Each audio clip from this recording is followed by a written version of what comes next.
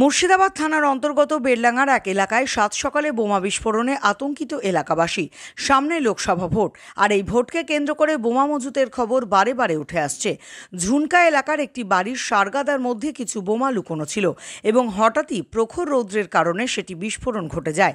এই ঘটনায় একটি বাড়ির রান্নাঘরের চাল উড়ে যায় এবং প্রাচীর উপড়ে যায়। এতটা তীব্রতা দেখে এলাকাবাসীরা আতঙ্কিত হয়ে খবর দেয় বেলডাঙ্গা থানায়। পাশের বাড়িতে বোম বাস্ট হয়ে আমার বাড়িতে আঘাত করে আমার চালা টালা টাঙ্কি সব ভেঙে গেছে।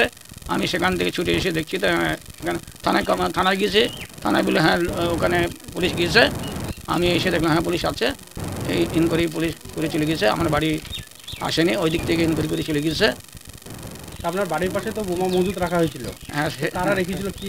না সেটা আমি সঠিক বলতে পারবো না কারা রেখেছিল সেটা আমি জানি। জায়গা ছিল ওটা, এটা শুকুর আলী, তারপরে ওর ভাই হাবিবুর রহমান, হাসান, এদের বাড়ি। ওরা দল করে? হ্যাঁ ওরা তৃণমূল দল করে। আইসিডি সেন্টার আছে, ওখানে অনেকগুলো মেয়ে ছিল, ওদের সঙ্গে আমি দাঁড়িয়েছিলাম গুচ্ছিতভাবে।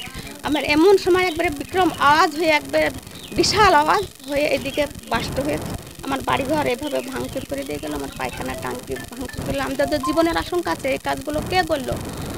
আপনারা সেগুলো ভালো করে তদন্ত করে তাদেরকে উপযুক্ত শাস্তি দিন। তদন্ত শুরু করেছে বেলডাঙ্গা থানার পুলিশ। হাতে মাত্র কয়েকটা দিন বাকি লোকসভা নির্বাচনের।